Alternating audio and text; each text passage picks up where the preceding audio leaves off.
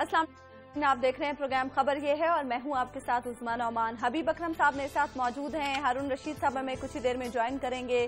नाज़रीन, तालिबान और अफगान हुकूमत के मुज़ाकरात के लिए पाकिस्तान की काविशें रंग ले आई हैं, क्योंकि तालिबान क़यादत मुज़ाकरात पर तैयार हो गई है। इन मुज़ाकरात से फायदा किससे पहुंचेगा और खित्ते पर इसके क्या असरात होंगे, इस हवाले से हम आज बात करेंगे।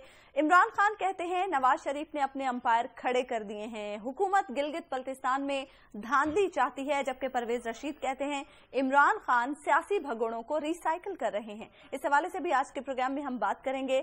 शाह सलमान बिन अब्दुल अजीज कहते हैं दहशत गर्दों ने दुनिया से मुस्लिम ममालिक के ताल्लुकात कशीदा कर दिए हैं, जबकि मुफ्ती आजम का कहना है कि दहशत गर्दी का मुकाबला करना इस्लामी फरीजा है। मक्का में जारी आलमी कॉन्फ्रेंस के हवाले से भी आज के प्रोग्राम में हम बात करेंगे नजम सेठी साहब की, जो कहते हैं कि कौम और मीडिया खिलाड़ियों को तंग न करें, सिर्फ 2 मैच ही तो हारे हैं, क्या सारा कसूर सिर्फ कौम और मीडिया का ही है? इस हवाले से भी हम बात करेंगे, लेकिन पहले हम बात कर लेते हैं तालिबान और अफगान हुकूमत के मुज़ाकरात के हवाले से। तो बिलाखिर पाकिस्तान की कोशिशें रंग ले आई हैं और अब ये मुज़ाकरात होने जा रहे हैं, क्योंकि तालिबान क़यादत जो है वो तैयार हो गई है। देखिए, उस वक्त तालिबान क़यादत की तरफ से अभी तक तो ऐसा कोई बयान नहीं आया कि हमने कबूल कर लिया है। लेकिन तो हारून साहब ने भी ये कहा था कि वो तरदीद करते रहे। पहले तरदीद की थी उन्होंने, लेकिन अब जो है वो तरदीद तो नहीं कर रहे, यानी कम से कम अब तक तरदीद नहीं की उन्होंने। और इससे उम्मीद की जा सकती है कि मुज़ाकरात आगे बढ़ेंगे। और फिर दूसरी बात यह है कि हमारे मुल्क से, यानी सिविल साइड से, आला तरीन सतह से हमारी वज़ारत ख़ारजा कह रही है कि जनाब हम मुज़ाकरात को आगे बढ़ाने के लिए अपना रोल प्ले करेंगे, तो इससे यकीन किया जा सकता है कि मामला किसी न किसी तरफ चल पड़े। लेकिन अब यहाँ पे उस्मा बहुत सारे सवालात पैदा होंगे। अच्छा, वो सवालात ये है कि पाकिस्तान का इसमें क्या किरदार होगा? क्या पाकिस्तान किसी तीसरे मुल्क में इन सारे फरीकों को एक टेबल पर जमा करके गायब हो जाएगा? अगर तो पाकिस्तान का ये किरदार है तो फिर मेरा नहीं ख्याल कि ये मुज़ाकरात किसी तरफ चल पड़ेंगे और कहीं आगे बढ़ेंगे। तो उसके साथ फिर दूसरा ये है कि क्या अब मुज़ाकरात में अमेरिकन भी मौजूद होंगे, अमेरिकन फोर्सेस भी मौजूद होंगी, और या अमेरिका का कोई नुमाइंदा मौजूद होगा? ये तो कहा गया है कि मसाइल का हल अमेरिका के ही पास अच्छा, है। अब अमेरिका के पास क्यों है? देखिए, अशरफ गनी के पास देने के लिए क्या है, अमेरिका के पास देने के लिए क्या है, और पाकिस्तान के पास देने के लिए क्या है, ये हमें इन सारी चीजों को अलग अलग करके देखना होगा। अशरफ गनी की अगर हम बात कर लें और अब्दुल्ला की जो वहां की हुकूमत फॉर्म कर रहे हैं इस वक्त अफगानिस्तान की, इन दोनों को अगर देखें तो इन दोनों के पास देने के लिए कुछ बहुत ज्यादा चीजें हैं नहीं है। तालिबान को ये क्या देंगे और तालिबान की डिमांड क्या है? तालिबान सबसे पहले तो इस हुकूमत को ही पपेट गवर्नमेंट कहते हैं। वो कहते हैं ये कठपुतली है अमेरिका की, तो लिहाजा इसको तो होना ही नहीं चाहिए। तो अब तालिबान अपने स्टांस से किस हद तक नीचे आते हैं और क्या वो इस हुकूमत को बतौर रियल स्टेक होल्डर के तौर पर देखते हैं? जब ऐसा देखेंगे फिर हम सोचेंगे कि जनाब अब अशरफ गनी और अब्दुल्ला क्या दे सकते हैं? उनके पास देने के लिए है क्या है उनके पास? क्या वो अमेरिकन फोर्सेस को भेज सकते हैं? नहीं भेज सकते। उनके इनकलाब में तो वैसे ही ताखीर का फैसला कर लिया। ताखीर का फैसला तो क्या वो अपनी मर्जी से भेज सकते हैं या बुला सकते हैं? ना वो भेज सकते हैं ना वो बुला सकते हैं। इसके अलावा ज्यादा से ज्यादा वो जो कर सकते हैं वो ये है कि हुकूमत के अंदर चंद वजारतें उन्हें दे दें और या री इलेक्शन की तरफ चले जाएं। तालिबान को इस बात पर राजी किया जाए कि जनाब आप आए और हम इलेक्शन लड़ते हैं, हम कोई इत्तेहाद बनाते हैं और फिर दोबारा इलेक्शन की तरफ चले जाते हैं। क्या ये करेंगे? मेरा नहीं ख्याल कि अमेरिकन का जो कॉन्स्टिट्यूशन है अफगानिस्तान का मौजूदा, वो इस बात की इजाजत देता है। अब दूसरी तरफ आ जाए कि अमेरिका क्या दे सकता है। अमेरिका के पास देने के लिए बहुत कुछ है। अमेरिका नंबर 1, तमाम मसाइल का हल ही अमेरिका के पास है। अब अमेरिका इनको जो तालिबान को दे सकता है, नंबर 1 वो ये दे सकता है कि जनाब तालिबान को जो हम दहशत गर्द करार देते रहे हैं और इनके जो बहुत सारी जो सारी की सारी क़यादत जिसके नाम हमने दहशत गर्दों की फहरिस्त में शामिल किए हैं, हम उनको निकालते हैं और उन्हें पॉलिटिकल यानी एक पॉलिटिकल पार्टी के तौर पे उनके साथ डील करते हैं। तो एक तो ये बात हो सकती है। अगर पॉलिटिकल पार्टी के तौर पे डील करते हैं तो अमेरिका के लिए प्रॉब्लम होगा कि जनाब फिर आप 2001 से लेकर 2015 तक अफगानिस्तान में क्या कर रहे थे? क्या आप तालिबान की सिर्फ तादीब यही करने आए थे कि तालिबान एक मॉडर्न पॉलिटिकल पार्टी बन जाए? क्या इसके लिए आपने ये अरबों डॉलर झोंक दिए थे और पूरी दुनिया को और खास तौर पर पाकिस्तान को आपने एक दहशत गर्दों के नरगे पे रख दिया था? क्या ये वजह थी? तो लिहाजा अमेरिका के पास देने के लिए क्या कुछ है, ये भी अभी बहुत सारे क्वेश्चंस मार। अच्छा हबीब साहब, तालिबान का जो एक इमेज है, तालिबान के नाम के साथ सबसे पहला लफ्ज हमारे जहन में तो दहशत गर्दी आता है। ओवरऑल जो एक इमेज है اس کے بعد ان مذاکرات کو کیا دنیا قبول کرے گی؟ کیا عوام جو ہیں پوری دنیا کے وہ ان مذاکرات کو قبول کریں گے؟ دیکھیں، دنیا جب ہم کہتے ہیں نا تو ہمیں یہ اندازہ ہونا چاہیے کہ کیا ہم دنیا وہ 200 کے قریب ممالک ہیں جو اقوام متحدہ کے ممبر ہیں، یا دنیا کا مطلب صرف امریکہ ہے؟ غالباً جب آپ بات کر رہی ہیں تو میں اور ہم سب جب بات کرتے ہیں افغانستان کے تناظر میں، تو جب ہم دنیا کہتے ہیں ہمارا مطلب ہوتا ہے امریکہ۔ کیا امریکہ اس سیٹ اپ کو قبول کرے گا اور امریکہ کے خلاف کوئی رد عمل تو نہیں پیدا ہوگا؟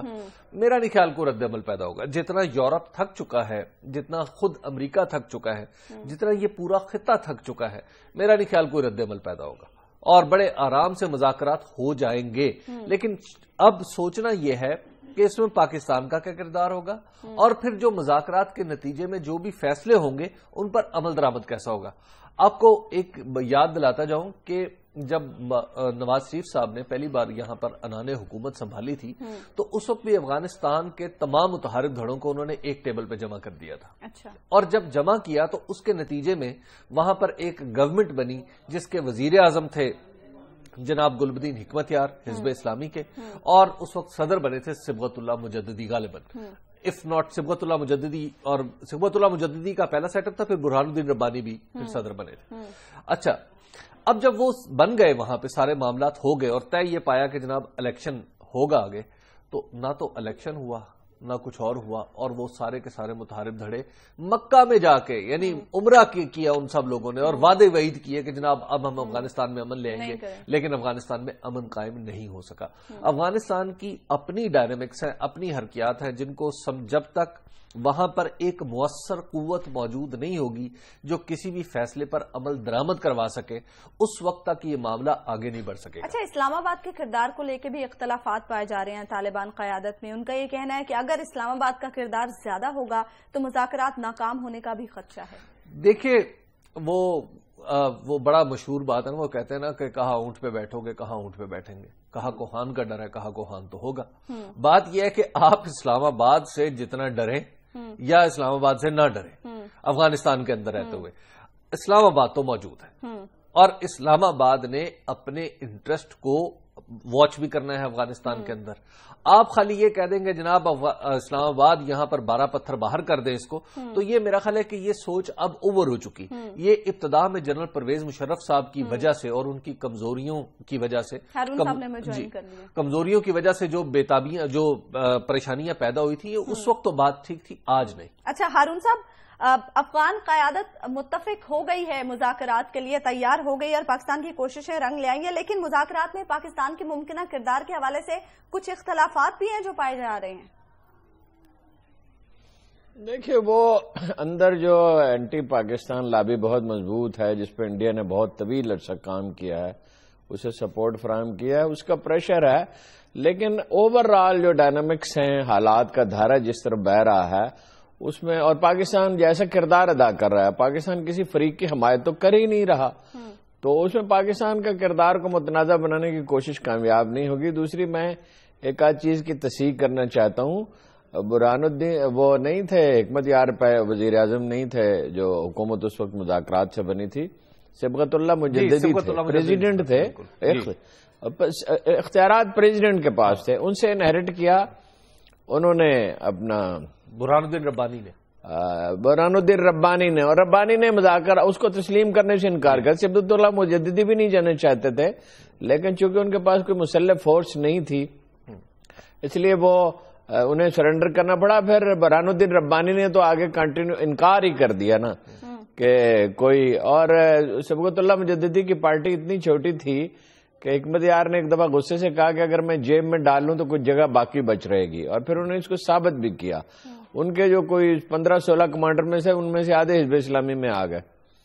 تو دیکھیے، افغانستان کی صورتحال ایسی ہے کہ وہاں کنسنسس سے ہی حکومت چل سکتی ہے، قبائلی معاشرہ ہے، ایک گروپ بھی بڑا باہر رہ جائے گا تو مسئلہ ہوگا، اور دنیا اسے تسلیم کرے گی۔ دنیا جس بات کو اہمیت نہیں دے سکی وہ یہ ہے کہ یہاں پریشر کم ہونا چاہیے، ترغیب زیادہ ہونی چاہیے، نیگوسیشنز میں مدد کی جانی چاہیے۔ افغانوں کا اپنا ایک نظام ہے، وہ لڑ جھگڑ کر سخت سودے بازی کر کے بہت سخت سودے بازی کرتے ہیں، آخر کار کسی چیز پہ متفق ہو جاتے ہیں، اس لیے کہ امن سب کی ضرورت ہے، اور سب کو پاور میں کچھ نہ کچھ حصہ چاہیے.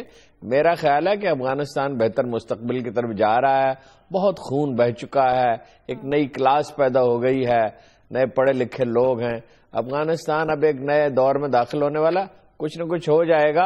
اور مذاکرات پہ تو ہم کہہ چکے ہیں, اتنی تردیدیں آ رہی تھیں 4 دن پہلے ہم نے کہا تھا کہ جتنی بھی تردیدیں آتی جائیں گی مذاکرات تو ہونے ہیں, اس لیے کہ طالبان کی قیادت کے ساتھ بات ہو گئی تھی. انہیں چین پر بھی اعتماد ہے, پاکستان پر بھی اعتماد ہے. رہ گئی امریکہ کی بات, تو امریکہ مذاکرات کی حمایت کر رہا ہے, مخالفت نہیں کر رہا. اچھا ہارون صاحب, ان مذاکرات سے فائدہ کس سے پہنچے گا اگر یہ مذاکرات کامیاب ہو جائے؟ افغانستان کو فائدہ پہنچے گا, دنیا کو فائدہ پہنچے گا, پاکستان کو فائدہ پہنچے گا. اقبال نے کہا تھا کہ آسیا یک پیکر آب و گلست, ملت افغان دریں پیکر دلست, از فساد او فساد آسیا, از کشاد او کشاد آسیا. افغانستان جو ہے وہ ایشیا کا دل ہے. اگر اس میں فساد پیدا ہوگا تو سارے ایشیا میں فساد ہوگا. ہم نے دیکھا ہے, دیکھیے ایک بڑا تھنکر وہی ہوتا ہے جو ان چیزوں کا ادراک کر سکتا ہے. تو یہ اس ساری دنیا کے فائدے میں ہے کہ افغانستان میں امن ہو, کنسنسس ہو, اور وہ امن برقرار رہنے والا ہو اور سبھی کی نمائندگی ہو. اس میں ایک پوائنٹ اور بھی ہمیں ذہن میں رکھنا دوسرا یہ کہ افغان طالبان کو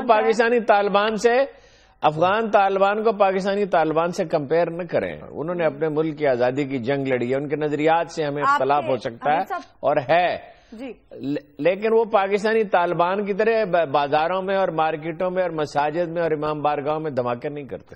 آپ کے پوائنٹ پر بھی آئیں گے حبیب صاحب. ایک بریک کا وقت ہو گیا, بریک کے بعد بھی ڈسکشن کا سلسلہ جاری رکھیں گے.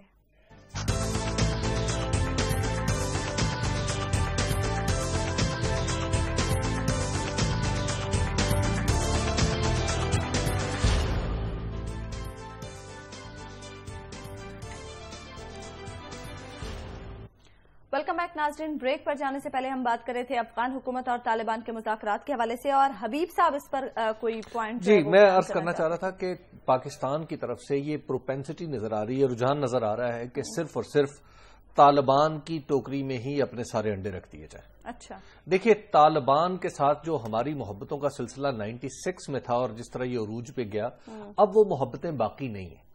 اب ہمیں اپنے مفادات کا دھیان رکھنا ہے اور صرف طالبان کو ہی سپورٹ نہیں کرنا, بلکہ طالبان کے علاوہ ہمیں دیگر فورسز کے ساتھ جو افغانستان کے اندر موجود ہیں ان کے ساتھ اپنے رابطے رکھنے چاہیے, اور نہ صرف رکھنے چاہیے بلکہ انہیں مضبوط بنانا چاہیے. اور اگر ہم عملی طور پر نہیں کر سکتے تو یہ تاثر ضرور کریٹ کرنے کہ جتنے ہمیں طالبان عزیز ہیں اتنے ہی ہمیں شمالی اتحاد والے عزیز ہیں. اچھا ہارون صاحب, خان صاحب کا یہ کہنا ہے کہ حکومت گلگت بلتستان میں دھاندلی چاہتی ہے اور میچ فکسنگ کے لیے نواز شریف نے اپنے امپائر کھڑے کر دیے ہیں. اس میں تو کوئی شبہ نہیں ہے. دیکھیں یہ جو گورنر کا تقرر ہے تو کانسٹیٹیوشن کے خلاف ہے اور سپریم کورٹ میں جا رہے ہیں. وہ میرا خیال ہے کہ اس میں انہیں ریلیف مل جائے گا. یہ ان صاحب کا کیا کام ہے وہاں پہ؟ کانسٹیٹیوشن کلیئرلی کہتا ہے کہ اس کے شہری ہونے چاہیے گورنر کو, اور اسے قومی اسمبلی کے لیے ایلیجیبل ہونے چاہیے, الیکٹ ہونے کے لیے اس کا ووٹر ہونا چاہیے. 3 واضح شرطیں ہیں. اس کے باوجود کیبنٹ بنا دی گئی ہے 12 آدمیوں کی, اس کا کوئی تک نہیں ہے اس کے کیبنٹ کا. جو ان صاحب کو چیف منسٹر بنایا گیا ان پہ اعتراضات ہیں, اور مبصرین کی عظیم اکثریت ان اعتراضات کو تسلیم کرتی ہے. انہوں نے لگتا ہے کہ کوئی سبق اس سے سیکھا نہیں ہے. دیکھیے کوئی بہت تیاری مجھے تو نظر نہیں آئی تحریک انصاف کی گلگت بلتستان کے الیکشن کے لیے. ان کے جیتنے کے چانسز ہیں. اپنی فتح کو بالکل اس طرح وہ خراب کر رہے ہیں جیسے 77 میں بھٹو نے خراب کیا تھا. وہ جیت رہے تھے مگر انہوں نے 2/3 میجارٹی حاصل کرنے کے لیے دھاندلی کی, اور اس کے نتائج آج تک ہم بھگت رہے ہیں. ایسی کشیدگی پیدا ہوئی. تو اس میں کوئی شبہ تو نہیں ہے کہ وہ وہاں پہ ایسے اقدامات کر رہے ہیں جو متنازع ہیں اور جن پہ مبصرین کی اکثریت کو اعتراض ہے. حبیب صاحب آپ اس پہ کیا کہیں؟ دیکھیے ہمارے جو خان صاحب ہیں نا, عمران خان صاحب, انہیں تحریک چلانے کے لیے سڑکوں پہ آنے کے لیے کسی وجہ کی ضرورت نہیں ہے, محض موڈ کی ضرورت ہے. جس دن خان صاحب کا موڈ ہوا اس دن بغیر کسی وجہ کے بھی یہ دھرنا دے دیں گے.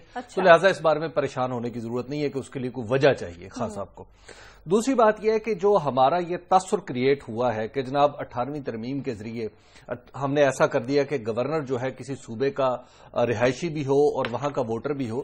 دیکھیں یہ کسی صوبے کے لیے ضروری ہے. ہمیں یہ بات ذہن میں رکھنی چاہیے کہ پاکستان کے جو کانسٹیٹوئنٹ صوبے ہیں وہ 4 ہیں. اس کے علاوہ کوئی صوبہ پاکستان کا کانسٹیٹوئنٹ صوبہ نہیں ہے. گلگت بلتستان ایک خاص حیثیت کا حامل ہے جو ایک انتظامی ڈکری کے ذریعے چلایا جا رہا ہے، اور وہ انتظامی ڈکری جاری کیا ہے ہماری قومی اسمبلی نے۔ قومی اسمبلی نے اس کو ایک خاص انداز میں چلا دیا، جس طرح کوئی میونسپل کارپوریشن چلائی جاتی ہے اس طرح کا ہے۔ صوبہ ہم اسے پیار پیار سے کہتے ہیں، جیسے ہم چھوٹے سے بچے کو جیسے ہم چھوٹے بچے کو کہتے ہیں نا وہ بڑا پیارا بدماش، ٹھیک ہے، حالانکہ وہ بدماش نہیں ہوتا۔ ہم اس گلگت بلتستان کو بھی کہتے ہیں کہ بڑا پیارا صوبہ۔ یہ صوبہ نہیں ہے میرے بھائی، اصل بات یہ ہے کہ ایک میونسپل کارپوریشن سے زیادہ اس کی اہمیت نہیں ہے۔ ایک تو ہمیں یہ بات ذہن میں رکھنی چاہیے۔ دوسری بات ہے کہ اگر ہم اس کو کانسٹیٹوئنٹ اپنا صوبہ مان لیں جس طرح باقی سارے صوبوں کو ہے، تو آپ کو پتا ہے ہمارا پورے کا پورا کشمیر کے اوپر ہمارا ایشو ہی کوشچن ہو جاتا ہے۔ اس وجہ سے اس کی خصوصی حیثیت ہے جو اب تک شمالی علاقہ جات کی برقرار رکھی گئی ہے۔ تیسری بات یہ ہے کہ وہاں پر جو عمران خان صاحب ہیں انہوں نے اب تک کتنے کے دورے کیے ہیں اور وہاں پہ ان کے کتنے لوگ موجود ہیں یہ ساری دنیا کو پتا۔ ہارون صاحب بالکل ٹھیک کہہ رہے ہیں کہ وہاں پر جیتنا پی ایم ایل این نہیں ہے، ان بیچاروں کا تو کچھ ہے ہی نہیں ہے۔ گلگت بلتستان میں جیتے الیکشن ہوں یا نہ ہوں، پی ٹی آئی کا کوئی کردار نہیں ہے وہاں۔ دیکھیے گزرا یہ کہنا غلط ہوگا کہ پی ٹی آئی کا کوئی کردار نہیں۔ پی ٹی آئی کچھ نشستیں وہاں سے نکال لے گی، اس لیے کہ پیپلز پارٹی جہاں حکومت کرتی ہے وہاں لوٹ کے نہیں آتی ہے، اور وہاں پہ بڑا ریئیکشن ہے۔ پھر اس کی بات مان لیں۔ نہیں، ایم کیو ایم نے جس طرح سے نکالی تھی وہ آپ کو پتہ ہی ہے، جس طرح سے نکالی تھی وہ اپوزیشن میں رہتے ہوئے مرکزی حکومت کا اتنا شدید دباؤ ہوتے ہوئے۔ دیکھیے وہ صوبہ ہے، ان اینی کیس وہ صوبہ ہے، جب کانسٹیٹیوشن کی انٹرپریٹیشن ہوگی تو صوبے کا اطلاق ہوگا اس پر۔ اور یہ کس نے اجازت دیا؟ یہ بات تو نجم سیٹھی تک مان گئے کہ عمران خان کے اعتراضات درست ہیں۔ آپ کو میرا خیال ہے ڈاکٹر نے عمران خان سے پرہیز بتایا ہے۔ بات یہ ہے کہ الیکشن صرف فیئر ہونے نہیں چاہیے، فیئر نظر آنے چاہیے۔ اس سے پہلے ہم بہت بھگت چکے ہیں، ان غلطیوں کا اعادہ نہیں کرنا چاہیے۔ میں نے آپ کو بتایا 12 رکنی کابینہ بنائی جس کی کوئی تک نہیں۔ چیف منسٹر کراکرم بینک کے ملازم ہیں اور چھٹی لے کے چیف منسٹر بن گئے ہیں، ان پہ اعتراضات ہیں۔ چیف الیکشن کمیشنر پہ اعتراضات ہیں، گورنر پہ اعتراضات ہیں۔ یہ سارے عہدیدار متنازع ہیں، اور صرف تحریک انصاف کے نزدیک متنازع نہیں ہے، پیپلز پارٹی بھی ان پہ یہی اعتراضات کر رہی ہے، اور انڈیپینڈنٹ جرنلسٹوں نے مسترد کر دیا حکومت کے ان فیصلوں کو۔ اچھا حبیب صاحب، پرویز رشید صاحب عمران خان صاحب کے ہر بیان کے بعد میدان میں آنا اپنا فرض سمجھتے ہیں، اور انہوں نے بھی کل انٹری دی اور انہوں نے کہا جی کہ خان صاحب جو ہیں وہ سیاسی بھگوڑوں کو ری سائیکل کر رہے ہیں۔ دیکھیے جی، اگر یہ بات پرویز رشید صاحب نہ کہتے تو یہ بڑی اہم بات تھی، چونکہ پرویز رشید صاحب نے کہی ہے تو اس لیے بات کی اہمیت تھوڑی سی کم ہو گئی۔ دیکھیے ایک تو یہ کہ خان صاحب جو ہے نا انہیں گلگت بلتستان اور آزاد کشمیر کے بارے میں وہ جو رجس پڑھتے ہوئے نظر آ رہے ہیں نا آج کل، اونچے اونچے نعرے لگا رہے ہیں، پریس کانفرنسیں کر رہے ہیں، اس کے ساتھ ساتھ انہیں اپنی پارٹی پر بھی توجہ دینی چاہیے۔ اپنی پارٹی کے اندر گلگت بلتستان میں تو خیر انہوں نے کیا کرنا ہے، یس آزاد کشمیر میں ان کا ایک کردار ہے، اور آزاد کشمیر میں وہ دیکھیں گے 50 رہنما شریک ہوئے ہیں، دیکھیں بیرسٹر سلطان محمود صاحب کی قیادت میں، اور میں نے ان رہنماؤں کی فہرست بھی دیکھی ہے، مجھے اندازہ ہو گیا یہ کون لوگ ہیں۔ تو بات یہ ہے کہ ان کے شامل ہونے سے یا نہ شامل ہونے سے کوئی بہت بڑا فرق نہیں پڑتا۔ بیرسٹر سلطان محمود اصل لنچ پن ہے جس کے اوپر ہنج کر رہی ہے جو پاکستان تحریک انصاف آزاد کشمیر کے اندر، اس پہ دیکھنا ہے کہ وہ کتنے اچھا پرفارم کر سکتے ہیں اس نئے پلیٹ فارم سے، کیونکہ انہوں نے سارے پلیٹ فارم برت کے دیکھے ہوئے، لہٰذا انہیں بڑا تجربہ ہے کہ کس طرح کس پارٹی کو کہاں استعمال کرنا ہے۔ اس کے ساتھ ساتھ انہیں انٹرنلی اپنی میرا خیال ہے کہ آزاد کشمیر اور گلگت بلتستان پر بھی توجہ دیں، لیکن سب سے زیادہ توجہ وہ KPK میں دیں، جہاں پہ ان کے ووٹر کھسک رہے ہیں، جہاں پہ ان کے جو پارٹی کا رینک اینڈ فائل ہے وہ بکھر رہا ہے سینٹ الیکشن کی وجہ سے۔ وہاں پر جب اب جو نئی بات چل رہی ہے کہ جناب شاہرام تراکئی کا جو عوامی جمہوری اتحاد وہ جو پاکستان ہے اس کو وہ PTI میں ضم کر رہے ہیں، ذرا اپنے لوگوں سے بھی پوچھ رہے ہیں کہ KPK میں جناب وہ اس بارے میں کیا سوچ رہے ہیں۔ وہ وہاں پر ان کے خلاف، خان صاحب کے خلاف، یعنی خان صاحب کے خلاف نہیں، انفیکٹ ان کے جو فیصلے ہیں سینٹ الیکشن کے حوالے سے ان کے خلاف بغاوت ہونے والی ہے۔ اچھا ہارون صاحب، ایک اور بھی خبر آئی ہوئی ہے، رحمان ملک صاحب کا بیان آیا ہوا اور انہوں نے کہا ہے کہ جوڈیشل کمیشن بننا اب دنوں کی بات ہے۔ کیا واقعی اس مسئلے پر اتفاق ہو چکا ہے؟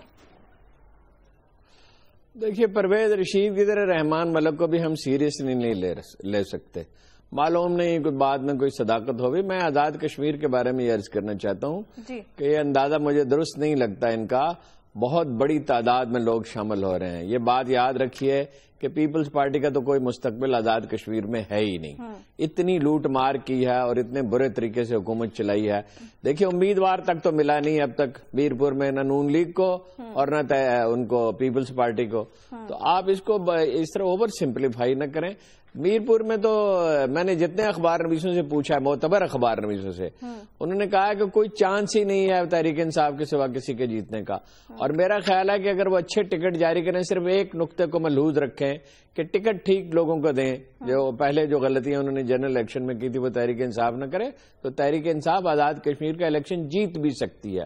اور نہیں جیتے گی تو بہت مضبوط اپوزیشن ہوگی. وہاں تو پیپل پارٹی تو یہ کر رہی ہے کہ چودھری رشید صاحب ہیں، ایک مسلم کانفرنس کے پچھلی دفعہ امیدوار تھے، اور پچھلی دفعہ انہوں نے بڑا زبردست مقابلہ کیا تھا بیرسٹر سلطان محمود کا. ان کی منت سماجت کر رہی ہے اور وہ آمادہ نہیں ہے الیکشن لڑنے کے لیے، اس لیے کہ پیپل پارٹی کے ٹکٹ کا کوئی فائدہ نہیں ہے. اور نون لیگ کو اب تک امیدوار نہیں ملا. کمپین اٹھ چکی ہے، ہوا ایک چل چکی ہے، ایک رخ متعین ہو رہا ہے. تو اس کو میرا خیال ہے کہ اتنا اوور سمپلیفائی نہ کریں. تحریک انصاف کے بہت برائٹ چانسز ہیں آزاد کشمیر میں. ٹھیک ہے، ایک بریک کا وقت ہوا ہے یہاں پر ناظرین، اور بریک کے بعد بھی ہم ڈسکشن کا سلسلہ جاری رکھیں گے.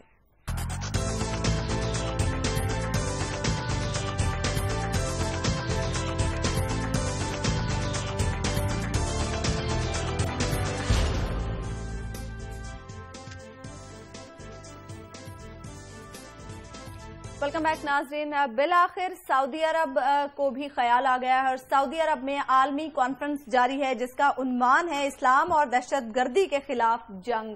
ہارون صاحب، مکہ میں یہ عالمی کانفرنس ہو رہی ہے جس میں پاکستان کے وفاقی وزیر برائے مذہبی امور بھی شریک ہیں اور دیگر ملکوں کے بھی نمائندے شریک ہیں، اور اس میں یہ کہا گیا ہے کہ اسلام کا جھوٹا پرچم لیے دہشت گردوں نے مسلمانوں کو شرمسار کر دیا ہے. جی ہاں، ظاہر ہے یہ احساس بڑھ رہا ہے، اور جو بھی کوشش ٹیررزم کے خلاف ہے اس میں ویلکم اسے کرنا چاہیے. سعودی عرب نے اپنے ہاں تو بڑی سختی کے ساتھ ٹیررزم کو کچل دیا ہے، بلکہ ایک بہت اچھا تجربہ انہوں نے کیا. جو لوگ اس میں ملوث تھے انہیں یعنی جمع کیا گیا، ٹرینر اور استاد مقرر کیے گئے اور لوگوں کی اصلاح کی گئی. جو غلط نظریات میں وہ الجھ گئے تھے اس سے انہیں نکالا گیا. اس تجربے سے ہم بھی سیکھ سکتے ہیں. تو میرا خیال ہے یہ خوش آئند چیز ہے، اس کو ویلکم کرنا چاہیے. آپ کو کیا لگتا ہے ابھی صاحب؟ دیکھیں، دیر آیت درست آیت، یہ آ تو گئے ہیں، لیکن معاملہ یہ ہے کہ یہ کیوں آئے ہیں. یہ جو سعودی عرب میں جو کچھ ڈیولپمنٹ ہوئی ہے، بنیادی طور پہ اس کی ریزن اسلامی نہیں ہے، اس کی ریزن کوئی امیڈیٹ دہشت گردی کا تھریٹ نہیں، اس کی ریزن جو ہے وہ پولیٹیکل ہے. اچھا، اس کی وجہ یہ ہے کہ داعش نے جس تیزی سے گرو کیا ہے سعودی عربیہ کے پڑوس میں، اس کی وجہ سے سعودی عرب کے اندر بھی یہ خوف لاحق ہے کہ کہیں اس کے نوجوان اسی راستے پر نہ چل پڑیں جس پر داعش یا ابو بکر بغدادی انہیں لے کر جانا چاہتے ہیں. ایک تو یہ ریزن ہے. دوسری طرف یہ ہے کہ جو یمن میں، یعنی سعودی عرب کے بالکل ساتھ جسے سعودی عرب کا بیک یارڈ کہا جاتا ہے، وہاں پر ایک بغاوت کی کیفیت ہے، اور وہاں پر ایران کی کچھ فنگرز نظر آتی ہیں. ایران کی طرف سے کچھ دھاگے اور امریکہ کی طرف سے کچھ دھاگے جو ہے وہ یمن میں جاتے ہوئے بھی نظر آتے ہیں. کہ وہاں پر جس طرح وہاں کی جو کمیونٹی جو سنی نہیں ہے لیکن شیعہ کے قریب ہے، اس وجہ سے وہاں پر جتنا بڑی ڈسٹربنس کریٹ ہو رہی ہے وہ بھی ایک پرابلم سعودی عرب کے لیے ہے. تو سعودی عرب یہ چاہتا ہے کہ ایران جو امریکہ کے قریب جا رہا ہے وہ راستے میں ایک سٹمبلنگ بلاک کریٹ کر سکے سعودی عرب، تاکہ ایران کو اگر امریکہ کے قریب جانا ہی ہے تو پھر ان شرائط پہ جائے جو سعودی عرب ڈکٹیٹ کرائے. یعنی وہ سپورٹ ختم کرے یمن میں ان لوگوں کی. اسی طرح لیبنان میں جو حزب اللہ کا کردار ہے وہ بھی ایک پیکیوریس یعنی شکل اختیار کرتا جا رہا ہے. اس کے بارے میں بھی بہت سارے سوالات اٹھ رہے ہیں. تو یہ سارے کا سارا ایک نیا، آپ یوں کہیے کہ مشرق وسطیٰ میں ایک نیا فریم بن رہا ہے، نیا مائنڈ سیٹ ابھر رہا ہے، جو ہمیں پرانے جو طریقے کا طور طریقے تھے نا جس سے ہم مڈل ایسٹ کو سمجھا کرتے تھے، اب وہ میرا خیال ہے کہ ہمیں وہ متروک ترک کرنے پڑیں گے اور نئے طور طریقوں سے، نئے انداز سے ہمیں مشرق وسطیٰ کو دیکھنا پڑے گا. یہ جو کوشش ہے مکہ کانفرنس، یہ بنیادی طور پہ سعودی عرب کی طرف سے ایک سروائیول کی کوشش ہے. اس کو اس اینگل سے دیکھنا چاہیے. اور پاکستان میرا خیال ہے چونکہ کوشش ایک درست سمت میں ہے پاکستان جتنا سپورٹ کر سکتا ہے اسے کرنا چاہیے. اچھا ہارون صاحب، آپ کو کیا لگتا ہے اس کانفرنس سے دنیا کو کیا میسج جائے گا؟ دیکھیے اس کانفرنس کی اتنی غیر معمولی اہمیت نہیں ہے. اس کو مڈل ایسٹ کے اور سعودی عرب کے چھوٹے سے کنٹیکسٹ میں دیکھنا چاہیے. یہ ایک اچھی کوشش ہے. دنیا کو کیا میسج آئے گا؟ دنیا کیا کہے گی کہ ٹیررزم کی حمایت کرنی چاہیے. دنیا اسے ایکسپٹ کرے گی، اس کو اپریشیٹ کرے گی، لیکن یہ ایک محدود سی کوشش ہے. اچھا حبیب صاحب، نجم سیٹھی صاحب کی ہم بات کر لیتے ہیں. نجم سیٹھی صاحب یہ کہہ رہے ہیں کہ بڑے بڑے دیشوں میں ایسی چھوٹی چھوٹی باتیں ہوتی رہتی ہیں، 2 میچ ہی تو ہارے ہیں، پھر کیا ہوا، اتنا شور کیوں کر رہی ہے؟ وہ کہہ رہے تھے کہ توقع نہ رکھے. تو میرے دل میں پہلا خیال آ رہا تھا کہ پھر اچھا اگر ہم اپنی ٹیم سے نہ توقع رکھے تو پھر انڈین ٹیم سے توقع رکھیں کہ وہ اچھا پرفارم کرے گی. بات یہ ہے کہ نجم سیٹھی صاحب ہمارے مہربان ہیں اور ہمارے ظاہر سینئر ہیں، صحافی ہیں، تو یہ اس بات سے اپارٹ میں ان کے صرف پبلک پروفائل کے اوپر جو خاص طور پر پی سی بی میں ہے ان کا کردار ہے اس پر بات کرنا چاہ رہا ہوں. دیکھیے جو پی سی بی میں نجم سیٹھی صاحب کا کردار ہے. قطع کلامی کی معذرت، آپ کی بات کو ہم یہیں سے کنٹینیو کریں گے. ایک بریک کا وقت ہوا، بریک کے بعد واپس آئیں گے تو ڈسکشن کو یہیں سے آگے بڑھائیں گے.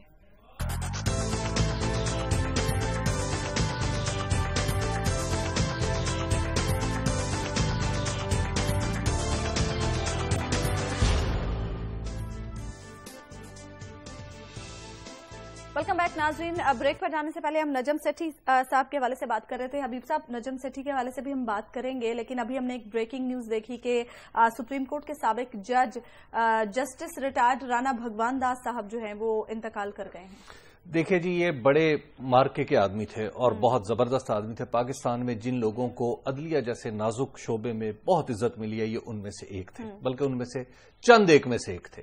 رانا بھگوان داس صاحب کا جو اصل کردار تھا وہ 2007 میں سامنے آیا جب جنرل پرویز مشرف نے معزول کیا جناب افتخار محمد چودھری کو. تو اس وقت یہ بھارت میں تھے، کسی اپنے رشتہ داروں سے ملنے اور یا کسی دیگر کام سے گئے ہوئے تھے. تو یہاں پر پھر جسٹس جاوید اقبال تھے. اس وقت انہیں قائم مقام چیف جسٹس بنایا گیا، لیکن رانا بھگوان داس صاحب جو ہے پھر آ گئے، تشریف لے آئے پاکستان. پھر انہوں نے باقاعدہ خود چیف جسٹس بنے، یعنی قائم مقام چیف جسٹس بنے. اور انہوں نے سب سے بڑا کام جو کیا، یہ بالکل خاموش رہے ایک ذمہ دار جج کی طرح، اور اس کے بعد انہوں نے ایک ایسا بینچ تشکیل دیا جس میں خود چیف جسٹس ہوتے ہوئے بھی یہ نہ بیٹھے، جس میں پھر چیف جسٹس افتخار محمد چودھری کا کیس گیا اور وہاں پر پھر وہ کیس جیسے ڈسکس ہوا، جیسے ڈیسائیڈ ہوا، پھر وہ ساری کی ساری ایک تاریخ ہے.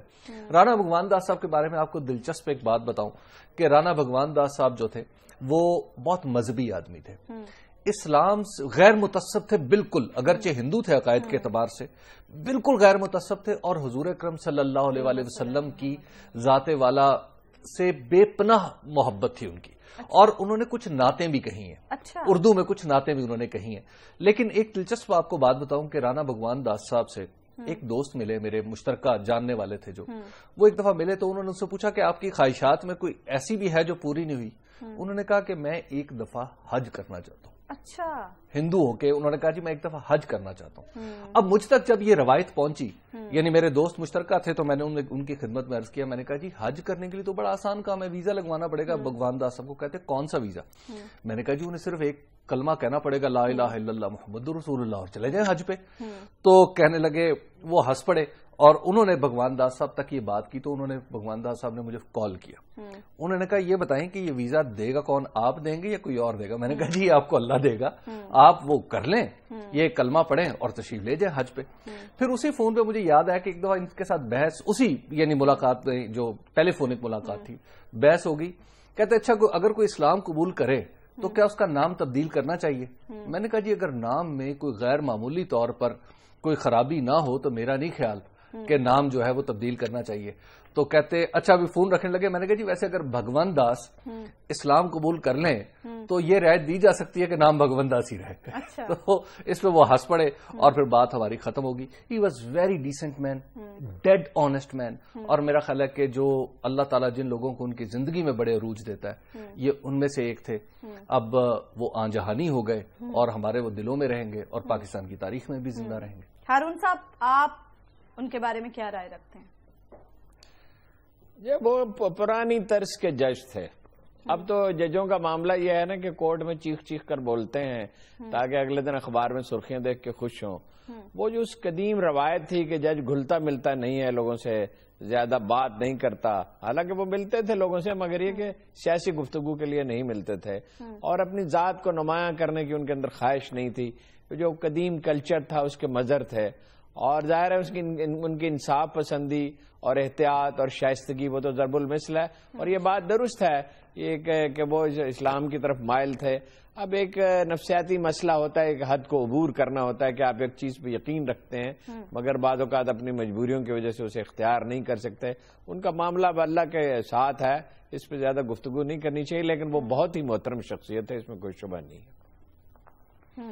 نجم سیٹھی صاحب کے والے سے ہم بات کر رہے تھے. جی، اب نجم سیٹھی صاحب جو ہیں انہوں نے ان کی جو پرفارمنس ہے بطور پی سی بی کے کچھ عرصے کے لیے بریفلی اس کے سربراہ کے اور اب ایک امپورٹنٹ ممبر کے، ابھی بھی یہی کہا جا رہا ہے کہ کرتا دھرتا وہی ہے. دیکھیے چلیے کرتا دھرتا کے طور پر، پس پردہ کرتا دھرتا کے طور پر ان کی پرفارمنس از پیتھیٹک.